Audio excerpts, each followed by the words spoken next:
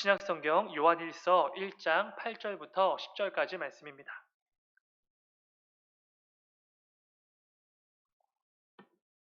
신약성경 388페이지입니다. 요한일서 1장 8절부터 10절까지 말씀입니다.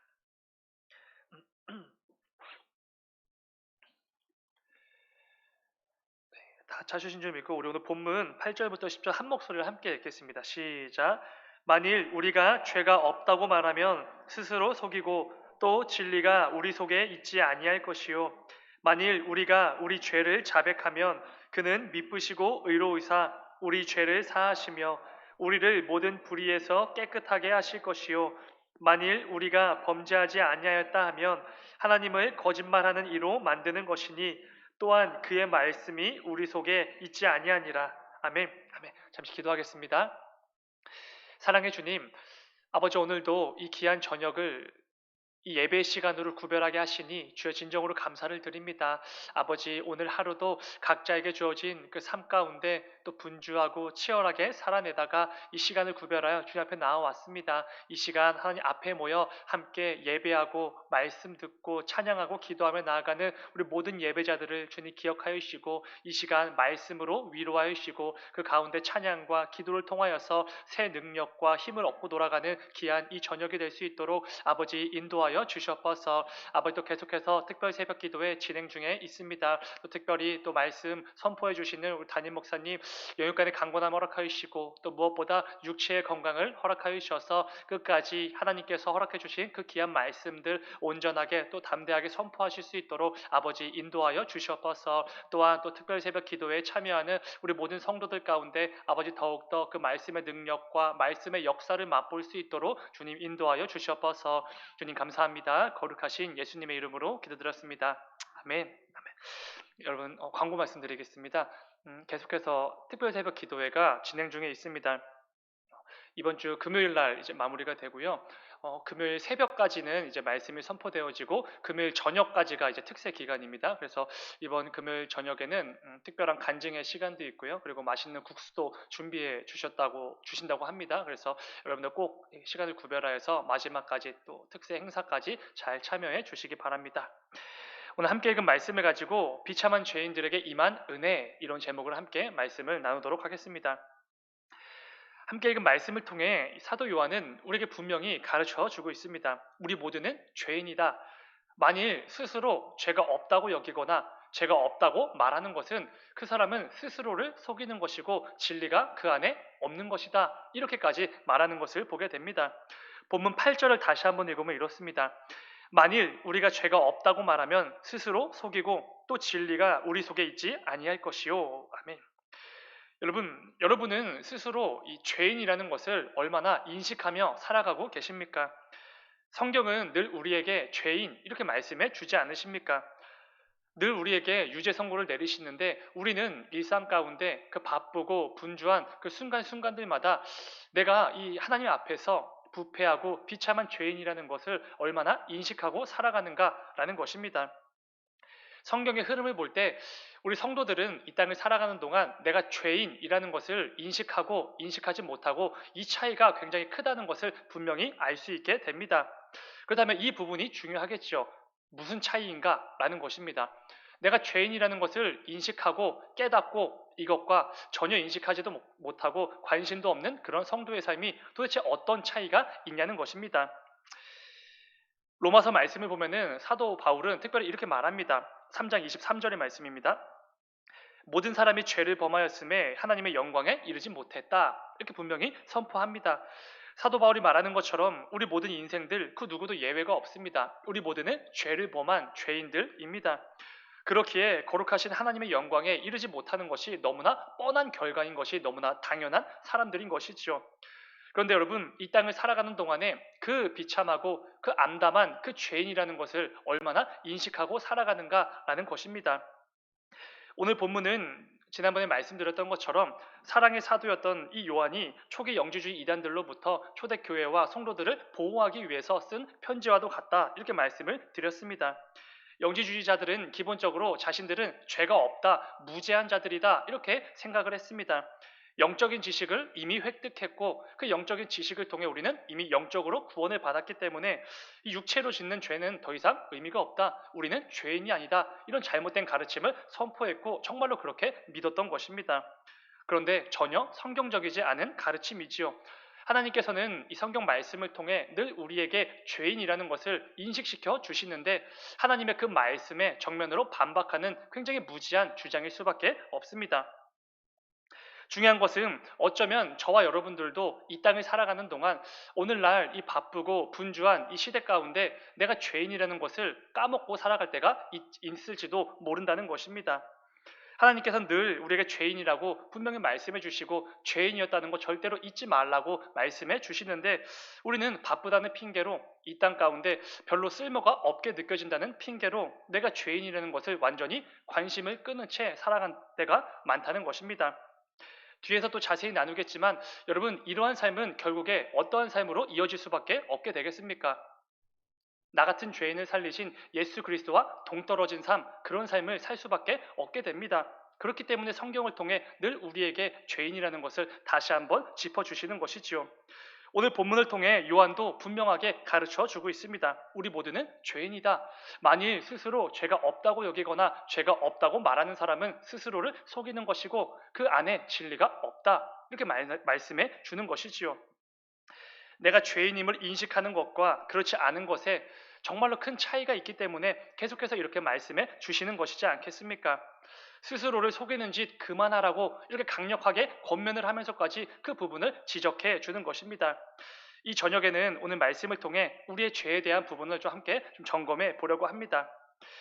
요한은 우리가 함께 읽었던 본문 10절 말씀에서 이렇게까지 말하는 것을 보게 됩니다. 우리 모든 인생들이 죄를 범한 이 범인이라는 것이 죄인이라는 것을 확신을 갖고 다시 한번 짚어주는 것이지요. 우리 10절 말씀 다시 한번 함께 읽겠습니다. 시작. 만일 우리가 또한 그의 말씀이 우리 속에 있지 아니하니라. 아멘. 여러분, 하나님은 거짓말을 때때로 하시는 분이십니까? 아니면은 거짓말을 안 하시는 분이십니까? 우리가 늘 찬양으로 고백하는 것처럼 거짓이 없으신 분이시지요. 근데 요한은 마치 하나님이 때로는 거짓말을 하신다는 것처럼 말하는 것처럼 보이기도 합니다. 근데 당연히 그런 의도로 말한 게 아니겠지요. 그 정도로 지금 강력하게 이 반어법을 사용하면서 우리에게 강력하게 지적을 해주는 것입니다. 만일 우리가 스스로 죄가 없다라고 말하거나 스스로 죄인이라는 것을 인정하지 않고 인식하지 못하고 살아간다면 우리는 그 삶을 통해 내가 믿는 하나님이 거짓말쟁이다라는 것을 증명하는 그런 삶이라고 지금 말하고 있는 것입니다. 굉장히 강력하게 말하는 것이지요. 여러분 성도들에게 이 성경 말씀 외에 꼭 반드시 읽어져야 될 어떤 말씀 책이 있다면은 그 책은 당연히 기독교 강요라는 책이 될 것입니다. 칼빈이 기록한 이 기독교 강요는 그 당시에 성경 말씀을 잘 모르고 말씀에 대해서 온전히 이해할 수 없고 무지했던 그 많은 성도들을 위해서 기록된 책이지 않습니까? 그래서 이 성경 말씀을 하나하나 일목요연하게 정리해준 책입니다. 그게 바로 기독교 강요시요. 때문에 이 기독교 강요라는 책을 펼치면은 맨 앞부분에는 하나님에 대한 지식이 등장하는 것을 보게 됩니다. 하나님께서 직접 우리에게 기록하셔서 우리에게 주신 그 말씀은 늘 하나님 아버지에 대해서 계시해주는 말씀이지 않습니까? 그렇기 때문에 이 성경을 일목요연하게 정리한 책 기독교 강요는 당연히 하나님을 아는 지식으로 시작이 되어야 되는 것입니다. 그렇다면 여러분 우리가 창조주가 되시는 하나님 아버지에 대해서 알았다면 그 다음에는 어떤 분에 대해서 알아야 되겠습니까? 당연히 우리의 구원자가 되시는 예수 그리스도에 대해서 알아야 될 것입니다. 유일한 길이 되시고 진리가 되시고 우리의 생명이 되시는 그 예수 그리스도에 대해서 그 지식을 우리가 알아야만 되는 것입니다. 그래서 이 기독교 강요는 순서상 하나님을 아는 지식 그 다음에 곧바로 그리스도를 아는 지식에 대해서 말하기 시작합니다. 목차가 그렇게 이어지는 것이지요. 그런데 재밌는 것은 그 목차를 보시게 되면은 이 목차에는 하나님을 아는 지식, 그리스도를 아는 지식 이렇게 되어져 있지만 그 지식 사이에 또 하나의 작은 지식이 등장하는 것을 보게 됩니다. 읽어보신 분들은 아시겠지만 우리가 잘 아는 것처럼 우리의 죄에 대해서 먼저 언급하는 것을 보게 됩니다. 인간의 타락, 우리의 원죄론에 대해서 먼저 짚어주는 것이지요. 우리 인생들이 얼마나 비참하고 얼마나 부패한 죄인인지에 대해서 예수님에 대해서 배우기 전에 그 죄인이라는 것을 먼저 짚어준다는 것입니다. 아담의 타락 이후에 온 인류가 부패하게 되었고 이 원죄를 가지고 태어난 인생들은 살면 살수록 죄만 더해가며 살아가는 그런 악한 죄인들 뿐이다라는 것을 분명히 지적해 주는 것입니다. 그렇기에 이 비참한 죄인들은 절대로 이 스스로를 위해서 스스로의 구원을 위해서 어떤 선행을 위해서 어떤 것을 행할 수가 없다 이렇게까지 말하는 것을 보게 됩니다. 그 어떤 방법으로도 그 어떤 노력과 수고와 선행과 봉사로도 절대로 스스로를 구원할 수 없다라는 것을 밝혀주는 것입니다. 전적 타락, 전적 무능 그 교리가 바로 여기서 이어지는 것이죠. 칼빈은 예수 그리스도에 대해 설명하기 전에 바로 이처럼 비참하고 암담한 우리 인간의 죄의 그 현실에 대해서 먼저 말해주고 있습니다. 그렇다면 이런 질문이 생길 수밖에 없지요. 칼빈은 순서상으로 볼 때에 왜 예수 그리스도에 대한 지식보다 우리 인간의 죄에 대한 지식을 먼저 언급하고 있는가라는 부분입니다. 왜 그렇겠습니까? 굉장히 간단한 이유지요. 예수님께서 이 땅에 오신 이유가 우리 부참하고 이 부패한 죄인들 때문일 것입니다. 비참하고 부패한 죄인에 불과한 우리를 구원하시기 위해 이 땅에 오신 분이 예수 그리스도가 되시기 때문에 그 예수님을 설명하기 전에 먼저 그 예수님이 왜 오셨는지 그 근본적인 이유에 대해서 먼저 짚어주는 것이지요. 여러분 이 말을 이렇게 뒤집어서 조금 과장을 보태서 말씀을 드리면 이런 말이 될 것입니다. 우리는 내가 죄인이라는 것을 인식하지 못하면 내가 스스로 죄인이라는 것을 고백하지 않으면 우리에게는 예수가 필요가 없게 된다라는 부분입니다. 그렇기에 먼저 우리 모든 인생들이 얼마나 비참한 존재인지를 먼저 짚어주고 난 후에 죄인들을 위해 이 땅에 오신 예수 그리스도에 대해서 글을 조금씩 이어나가게 되는 것입니다. 여러분 우리는 찬양을 통해 또 기도를 통해 이런 고백을 자주 드립니다. 예수님을 내가 의지합니다. 예수만이 내 생명이 되는 것이고 예수님이 내 모든 것이 되십니다. 이런 고백들 참 많이 해오지 않았습니까? 그렇다면 여러분 그동안 이런 고백 왜 하셨습니까? 찬양을 통해서 기도를 통해서 아니면 말씀을 듣는 중에 예수님이 내 전부라고 예수만 있으면 된다고 이런 고백들 왜 했냐는 것이지요. 단지 예수님을 의지할 뿐입니다. 예수님 없으면 나는 아무것도 아닙니다. 이것이 그냥 꾸며주는 말이기 때문에 그렇게 고백하는 것입니까? 아니면 어떤 순간의 그 감정적인 표현을 위해서 그렇게 고백했던 것입니까? 그렇지 않지요. 우리가 예수님만 의지합니다. 예수만이 내 생명이 되십니다. 라고 고백하는 이유는 정말로 그렇기 때문입니다. 이 과장법이 아니죠. 그냥 문자 그대로 정말로 그렇기 때문에 우리는 그렇게 고백을 하는 것이지요. 예수님 외에는 나를 구원해 주실 분이 당연히 없기에 예수님만이 내게 생명을 주시는 분이시기 때문에 우리는 예수님을 향해서 그렇게 고백하며 나아가는 것입니다. 저와 여러분을 포함한 우리 모든 인생들은 비참한 죄인에 불과한 자들이지요. 반면에 우리 주님은 유일한 구원자가 되시고 생명이 되시고 길이 되시는 분이십니다. 그래서 우리는 늘 뜨거운 마음을 가지고 나름의 열심을 가지고 그렇게 부르짖는 것이지 않습니까? 다른 것 없어도 되지만 이 세상의 가치와 기준들 그런 거 없어도 전혀 상관이 없지만 예수님 없으면 절대로 안 된다고 살 수가 없다고 라고 고백하는 이유, 주님 한 분만으로 모든 것이 만족하고 기쁘다고 감사하다고 감격스럽다고 고백하는 이유, 정말로 그렇기 때문에 그렇습니다. 창세기 3장에서 온 인류의 대표인 아담의 타락 이후 우리 모든 인생들도 죄인이 되었습니다. 우리는 이것을 원죄 이렇게 부르지 않습니까? 문제는 죄의 삭은 사망이라 이 말씀처럼 우리는 죄에 대한 대가를 반드시 이 생명, 이 죽음으로 지불해야만 됩니다. 갚아야만 되는 것이지요. 이것은 공의의 하나님께서 정하신 말씀, 법이기 때문에 그 누구도 이 법을 제거할 수 없습니다. 취소시킬 수도 없고 누군가 항변을 할 수도 당연히 없는 것이지요. 그렇기에 우리 모든 인생들은 영원한 죽음에 처해지는 게 너무나 당연한 결과입니다. 너무나 자연스러운 결과인 것이지요. 살면 살수록 죄만 더해가는 부패하고 비참한 죄인들, 그게 바로 우리 모두의 현실일 것입니다. 하나님께서 보시면서 한탄과 후회를 내뱉으셨던 그런 모습이 바로 우리의 현실인 것이지요. 아무런 소망도 없고 빛도 없는 그런 깜깜하고 어둠 그 자체인, 그게 바로 우리의 모습입니다. 근데 여러분 너무나 다행이고 너무나 중요한 사실이 있지요. 성경 말씀은 이렇게 암담하고 비참함으로 가득한 우리 인생들에게 그러니 겸허히 그 심판을 받아들이고 그 영원한 죽음을 기다려라 이렇게 말씀하지 않으신다는 것입니다.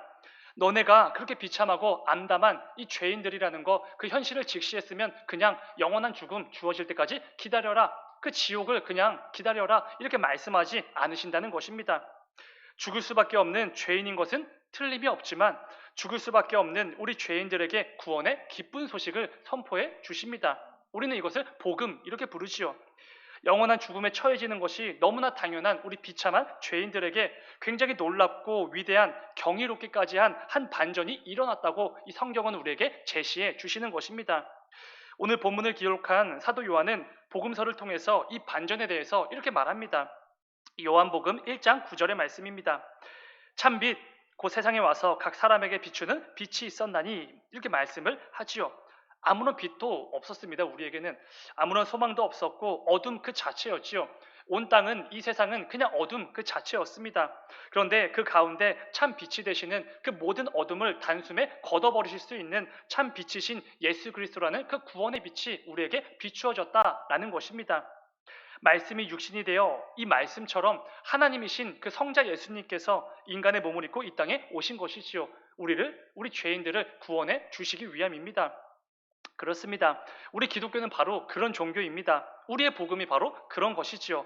죄와 사망으로부터 절대로 자유로울 수가 없는 이 비참한 죄인들을 위해서 삼위일체 그 신비한 연합을 깨트리면서까지 육신의 몸을 입고 이 땅에 직접 찾아오신 우리의 구원이 되시는 그 예수 그리스도를 통해서 그분으로 말미암아 시작이 되는 것, 그게 바로 기독교라는 종교가 됩니다. 사랑하는 여러분, 사도 요한은 본문을 통해서 계속해서 우리가 죄인이라는 것을 반복해서 지적해 주지 않습니까? 저 역시 오늘 말씀을 통해서 우리가 이 죄인이라는 것을 꼭 깨달아야 된다고 계속해서 반복해서 말씀을 드렸습니다. 그런데 여러분, 이것은 절대로 오해하시면 안 됩니다.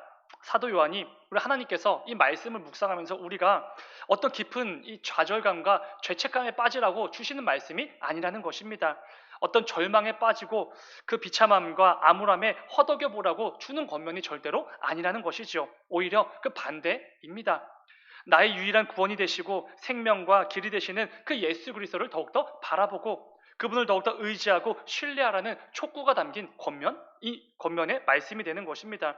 절대로 어떤 절망과 낙심을 주는 말씀이 아니라는 것이죠. 힘과 생명과 위로와 오히려 우리에게 소망과 참된 희망을 심어주시는 그런 말씀이 되는 것입니다. 그 암담한 상황에서도 우리의 참 빛이 되시는 그 예수가 계시다는 것을 분명히 믿고 왜 우리가 예수 없이는 아무것도 아닌지 왜 그분 없이는 절대로 살 수가 없는지 그거를 좀 깨달으라라는 것입니다. 중요한 것은 여러분 내가 죄인이라는 것을 분명하게 깨닫고 예수 없이는 아무것도 아닌 죄인이라는 것을 고백하면 어떻게 된다고 말씀해 주십니까? 빛으로 나를 찾아오신 그 예수 그리스도를 믿고 내 죄를 회개하기만 하면 우리는 반드시 사랑과 은혜와 긍휼과 그 풍성하신 자비와 그 은혜를 그 구원을 인애를 넘치도록 경험하게 된다라는 것입니다. 오늘 보면 9절의 말씀을 우리 함께 읽겠습니다. 9절입니다. 시작.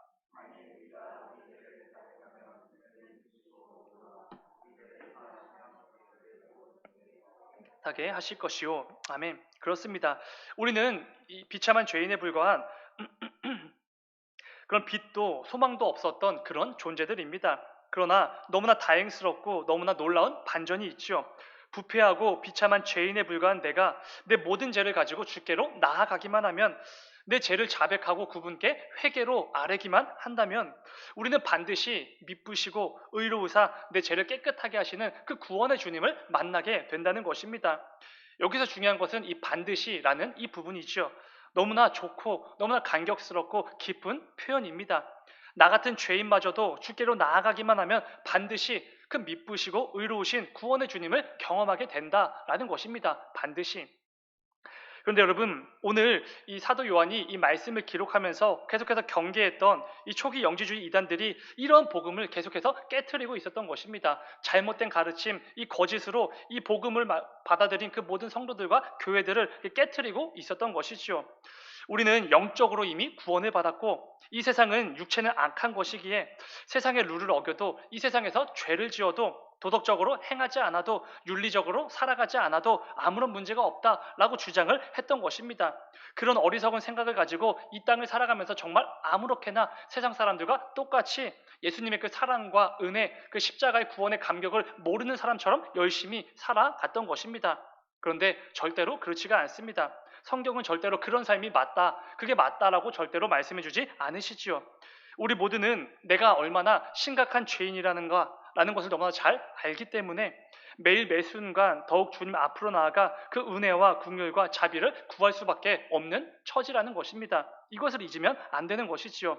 나의 구주가 되시는 그 예수 그리스도의 십자가를 매일같이 바라보면서 그 십자가의 사랑과 은혜에 합당한 삶을 위해 하루하루 애쓰게 되는 것입니다. 나 같은 죄인 살리신 그 예수 그리스도의 그 사랑과 은혜를 늘 기억하면서 그 사랑과 은혜를 지금도 넘치도록 누리고 받고 있는 성도답게 살아가게 되는 것입니다. 절대로 그 이단들의 주장처럼 막 살 수가 없는 것이지요. 오히려 윤리적으로 도덕적으로 하나님 보시기에 기뻐 여기실 만한 모습으로 하나님의 영광을 위한 삶을 살아낼 수밖에 없게 되는 것입니다. 사랑하는 여러분, 오늘 말씀을 기억하시면서 나는 죄가 없습니다, 죄인이 아닙니다 라고 여기며 예수 그리스도의 그 십자가와 완전히 동떨어진 그런 삶을 살아가는 것이 아니라 예수님 없이는 도무지 제대로 살 수가 없고 참된 성도로서의 삶을 도무지 살아낼 수 없는 나의 연약함과 그 부패함을 다 십자가에 맡겨드리고 예수 그리스도로 말미암아 그분이 주시는 그 능력을 힘입어서 참된 성도로서의 삶을 반드시 살아내시는 우리 모두가 되기를 주님의 이름으로 축원을 드립니다. 잠시 기도하겠습니다.